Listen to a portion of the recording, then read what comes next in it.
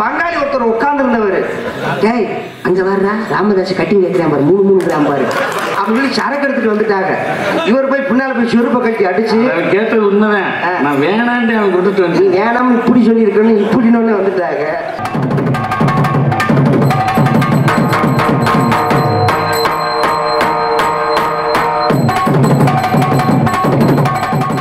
அந்த மாதிரி எங்க மாமா ராமதாஸ் அவர்கள் நல்ல ஒரு குரல்களும் மென்மேலும் மாமா நல்லா இருக்கணும்.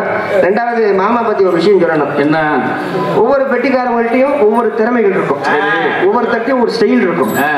ஈகே பாட்ட ஒரு ஸ்டைல் இருக்கும், சீமாச பாட்ட ஒரு ஸ்டைல் இருக்கும், மாமா அவங்ககிட்ட ஒரு ஸ்டைல், ஒவ்வொருத்தட்டையும் ஒரு ஸ்டைல் இருக்கும். எங்க பெட்டி ராமதாஸ் மாமாட்ட ஒரு தனிப்பட்ட ஒரு ஸ்டைல் இருக்கு. என்னதுன்னா, நல்லா பாடுவாரு, நல்லா வாசிப்பாரு, நல்லா ஆடுவாரு. எந்த பெட்டிக்காரங்கள அதை ஆடி நீங்க பாத்திருக்கீங்களா? ஆனா என் மாமா ராமதாஸ் உட்காந்துக்கிட்டே ஆடுவார். நாங்களாம் என்ன ஆடுறேன் நல்ல கவனிங்க, ஏட்டுக்கு எழுதி விட்டு அந்த குழுக்கு குழுக்கலாட்டம் பாட்டு வரும். நான் பல தடவை சொல்லியிருக்கேன், பாடும்பொழுது இந்த 3 விரல காட்டாத பாக்குறது தப்பா தெரியுது, பல தடவை சொல்லியிருக்கேன், கேட்க மாட்டேங்கிறாரு. செய்யாமங்கன்னு அவர் ஊர் நாடகம், 3 நாள் ராத்திரி நாடகம். முதல் நாள் வள்ளி திருமணம், மறுநாள் ஹரிச்சந்திரா, 3ஆம் நாள் கட்டபொம்பு. முதல் நாளைக்கு வள்ளி திருமணத்துக்கு நானு, 2ஆம் நாள் கட்டபொம்பு நாடகத்துக்கு ஹரிச்சந்திரன் நாடகத்துக்கு மாமா சண்முக மாமா, 3ஆவது நாள் நாடகத்துக்கு ஆச்சு. முதல் நாள் நாடகத்துக்கு நான் போய் நடிக்க போறேன். ஊருக்காரங்க சொல்லிட்டாங்க, எப்பா ராமதாஸ் நம்ம ஊருக்கு நீ தான் பெட்டி வாசிக்கணும் அப்படின்னு சொல்லிட்டாங்க. சொந்த ஊர் இல்லையா, பேரை சொல்லும் பொழுது ரொம்ப பெருமையா சொல்லணுமா இல்லையா? இந்த மண்ணின் மைந்தர் மரியாதைக்குரிய அன்புமா செய்யாமங்கலத்தை சேர்ந்த கே.ஆர். ராமதாஸ் அவர்கள் இங்கே 6 மணி மிசிப்பார் அப்படின்னு தான் சொன்னேன். மனுஷன் பாட்டு புடிச்சு மேய்ச்சிட்டாப்புல பாடிக்கிட்டே இருக்கும்போது இந்த 3 விரல காமிச்சுக்கிட்டே பாட, கூட்டத்துக்குள்ள அவங்க பங்காளி ஒருத்தர் உட்கார்ந்து இருந்தவர், டேய் அங்க வர்றா ராமதாஸ் கட்டிங் வைக்கிறான் பாரு, 3 கிராம் பாரு அப்படின்னு சொல்லி சரக்கு எடுத்துட்டு வந்துட்டாங்க. இவர் போய் பின்னால போய் செருப்பை கட்டி அடிச்சு, கேட்டது உண்மைதான், நான் வேணான்ட்டு அவன் கொடுத்துட்டு வந்து ஆமா அரங்கமே ஆதரவானவருக்கு நந்திகொப்பாக இங்கே மத்தளத்தை இசைக்க காத்துக் கொண்டிருக்கின்றார்கள் எங்களது DSR மாணவர்களும் அரசவளம் கண்டெடுத்த மரியாதைக்குரிய அன்பு தந்தையார் டிவி ஜெயம் மாணவர்களும் இங்கே மிருதகம் இசைக்க காத்துக் கொண்டிருக்கின்றார்கள்.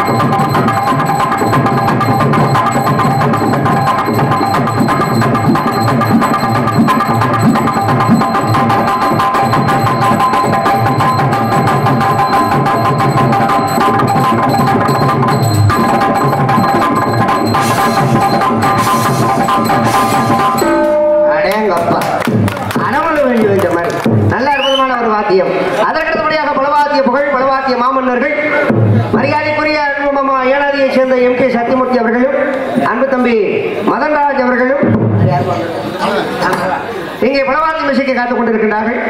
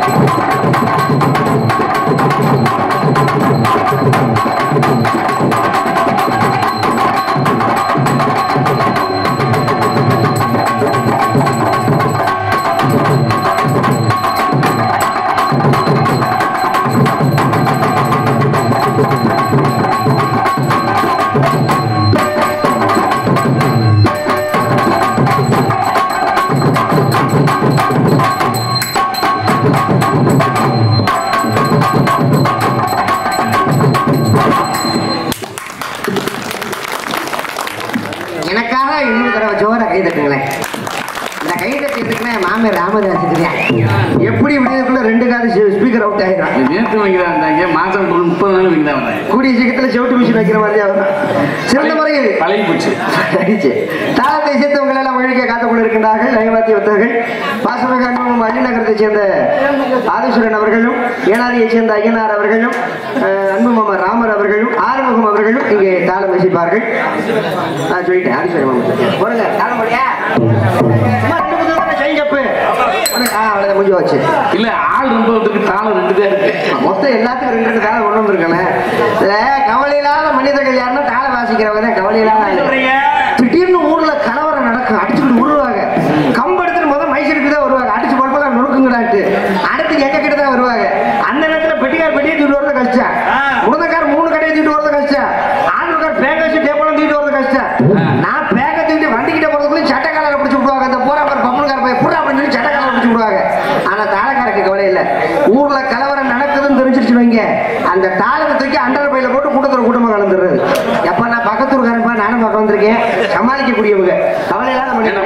சீன ஆற இருக்குது. இன்னைக்கு ஒண்ணுக்கு 4 பேர் வந்திருக்காங்க. தாத்தா இன்னைக்கு கலையரங்க.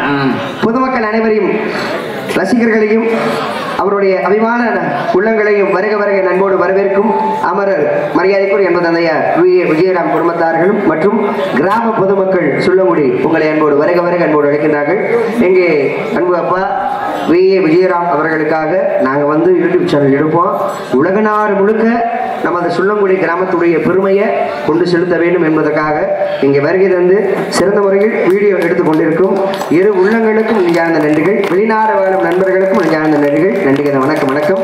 ஒளி அமைப்பு ஏன்னா அந்த மனசு வேணும்.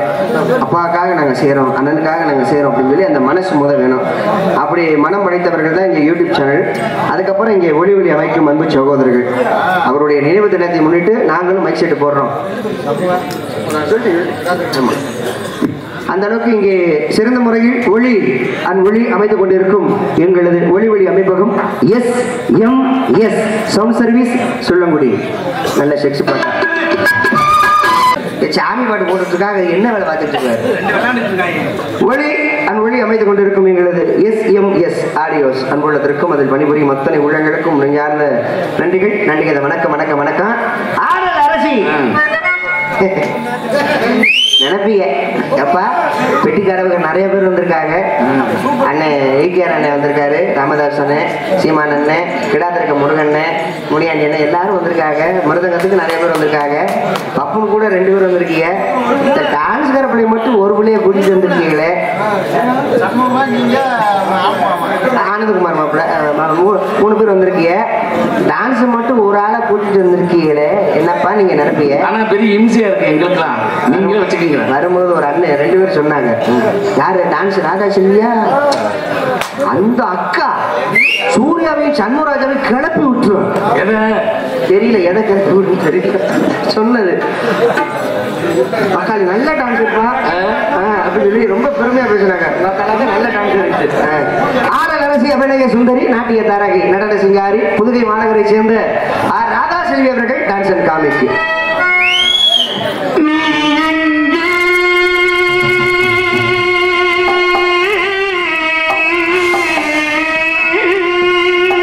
உள்ளதான் உட்காந்துருக்கு.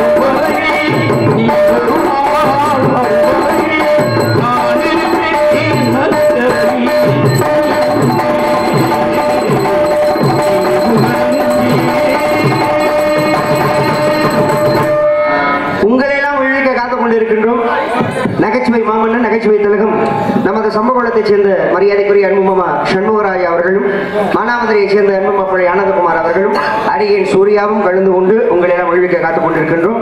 சாப்பாடு அற்புதமான ஏற்பாடு. அந்த கலைஞர்களுக்கு அறுசுவையான உணவளித்த அன்பு கிராமத்தார்கள், சொல்லங்குடி கிராமத்தார்களுக்கும் மற்றும் அன்பு அப்பா விஜயராம் அன்பு அப்பா குடும்பத்தார்களுக்கும் நெஞ்சார்ந்த நன்றிகள். நன்றிகள். வணக்கம் வணக்கம். அடுத்தது பாப்பா வரதுக்கு முன்னால ஒரு விஷயத்த சொல்லிட்டு வருவான். என்னமா வந்தா நோட்டீஸ படிச்சா போனன்னு இருக்க கூடாது இல்லையா? வந்ததுக்கு ஏதோ நம்மளுக்கு தெரிஞ்ச ஒரு 4 விஷயத்த சொல்லிட்டு போயிடணும். ஐயா, மனுஷனா பிறந்துட்டான், என்னைக்காவது ஒரு நாளைக்கு நம்ம சாகத்தையும் போறோம். மரணத்தை வென்றவர்கள் உலகத்துல யாரும் கிடையாது. இல்ல, பிறப்புன்னு ஒண்ணு இருந்தா இறப்புன்னு ஒண்ணு இருக்கத்தான் போகுது. ஆனா இந்த உயிர் எப்ப போகும், எப்படி போகுங்கிறது யாருக்கும் தெரியாது. நம்மளை படைச்ச கடவுளுக்கு மட்டும்தான் தெரியும். நம்மளுக்கு மேல ஒரு சக்தி இயங்குதுன்னா தெய்வ சக்திக்கு மிஞ்சி உலகத்துல எதுவுமே கிடையாது. அதனால தெய்வத்துக்கு பயப்படுங்க, சாமிக்கு பயப்படுங்க. போற ஊர்ல எல்லாம் அதைத்தான் சொல்றேன், சாமிக்கு பயப்படுங்கன்னு. யார் இப்ப சாமிக்கு பயப்படுறா? சாமி தான் இப்ப நம்மளை பார்த்து பயப்படுது. முதல்ல சாமியை கோயிலுக்குள்ள போய் கும்பிடும் போது சாமி எப்படி கும்பிடுவோம்? ஆண்டவா எல்லாரும் நல்லா இருக்கணும், கைகால் சுகத்தை கொடுத்து காப்பாத்து, விவசாயம் பெருகணும், பட்டி பெருகணும், பால்பாட போகணும், இப்படிதான் சாமி கும்பிடுவாங்க பெரியவங்களாம். இப்ப கோயிலுக்குள்ள போய் சாமி கும்பிடும்போது எப்படி கும்பிடுறாங்க? ஆண்டவா முருகா, ஏத்த வீட்டுக்காரன் வீடு கட்டிக்காம நாசமா போகணும். அத்தான் மடப்புறம் காளி, உன் கோயில் வந்து காசு வெட்டி போட்டிருக்கேன், 48 நாள்ல அவன் கைகால் எடுத்து செத்து போகணும். இப்படியா சாமி கும்பிடுறது? அப்ப சாமி எப்படியா நம்மளுக்கு நல்லது செய்யும்? அப்ப சாமிக்கு பயப்படணுமா இல்லையா?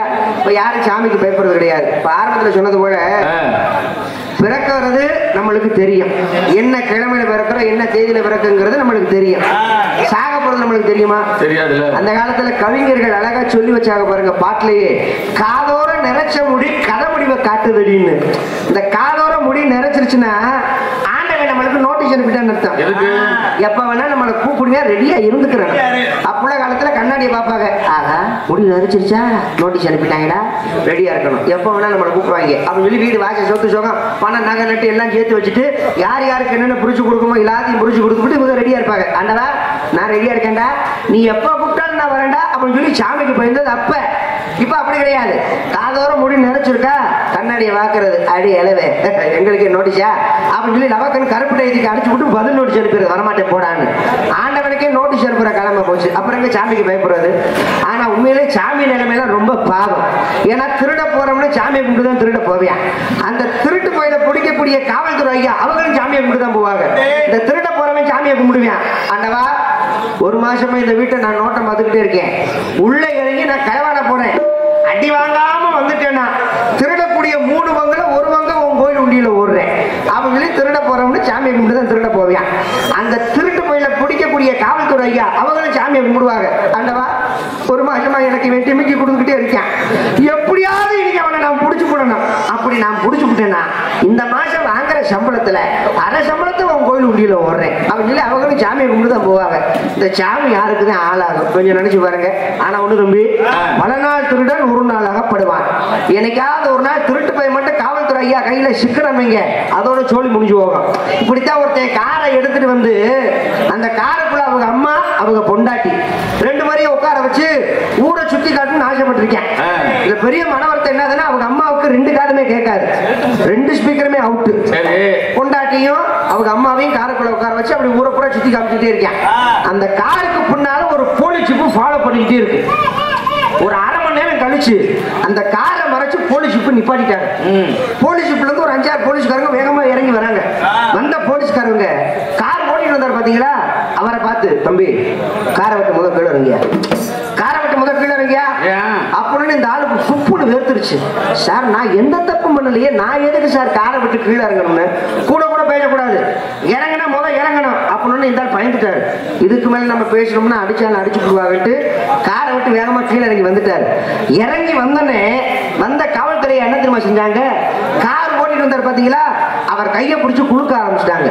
தம்பி அரை மணி நேரமா உங்க காரை நாங்க ஃபாலோ பண்ணோம், எவ்வளவு அழகா நீங்க வண்டி ஓட்டிங்க தெரியுமா, சத்தியமா சொல்றேன் தம்பி யாருமே இப்படி வண்டி ஓட்டினது கிடையாது, போக்குவரத்தை மதிச்சு அழகா வண்டி ஓட்டுனீங்க, லெப்ட் ரைட் எல்லாம் இண்டிகேட் போட்டு அழகா திருப்புனீங்க, ஒரு 108 ஆம்புலன்ஸ் வேகமா வருதுன்னு தெரிஞ்ச உடனே உங்க வண்டியை ஓரம் கட்டிட்டு அந்த ஆம்புலன்ஸ் போனதுக்கு அப்புறம் உங்க வண்டியை மூவ் பண்ணீங்க.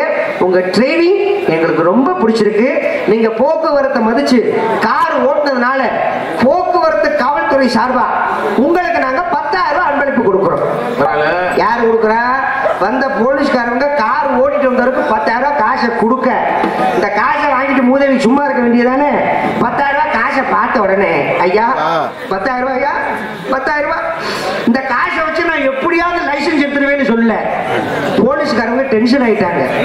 அப்பனா லைசன்ஸ் இல்லாம வண்டி ஓட்டிருக்கேன் போல இருக்கு, இதை ரொம்ப நல்லவன் நினைச்சிட 10,000 ரூபாய் காசை கொடுத்துட்டோம் அப்படின்னு சொல்லி டென்ஷன் ஆயிட்டாங்க.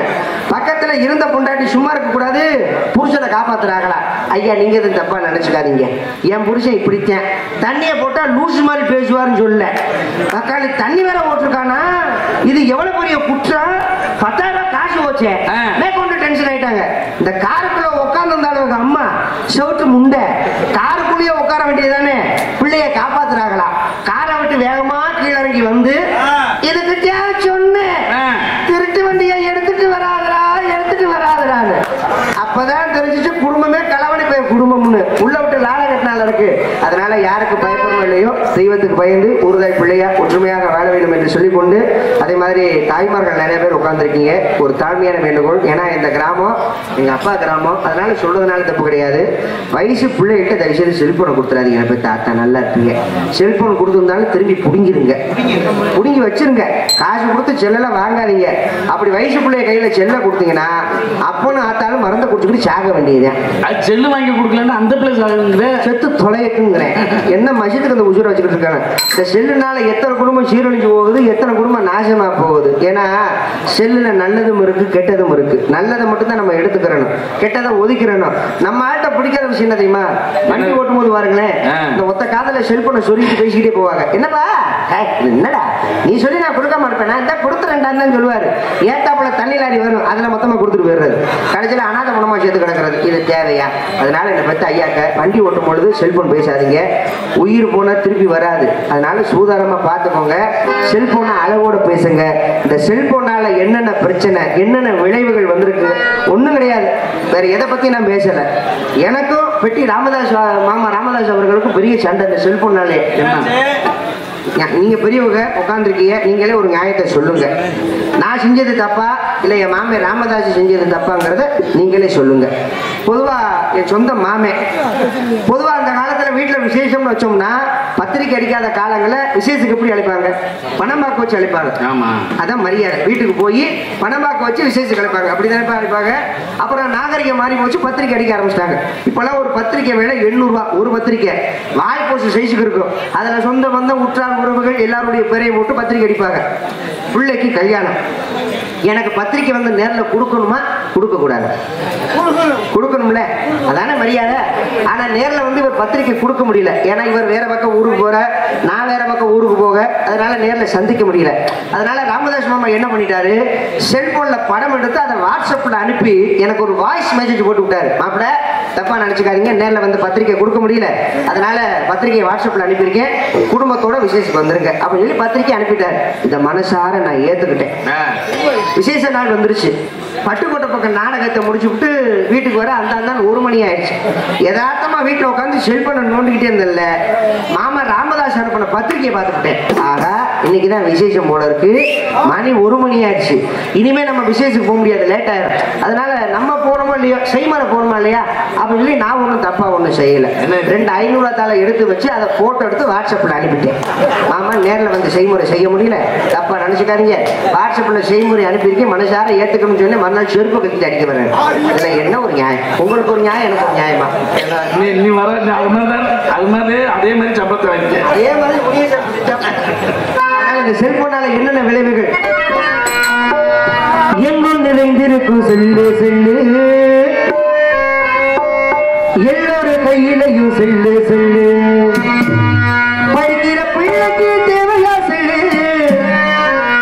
ஆபாசம் படமாக்க தேவையா செல்லு, இதுவா நாகரீக சொல்லு சொல்லு, எங்கும் நிறைந்திருக்கும் செல்லு செல்லு, எல்லோரும் கையிலையும் செல்லு செல்லு, படிக்கிற பிள்ளைக்கு தேவையா செல்லு, ஆபாசம் படமாக்க தேவையா செல்லு, இதுவா நாகரீக சொல்லு சொல்லு, எங்கும் நிறைந்திருக்கும் செல்லு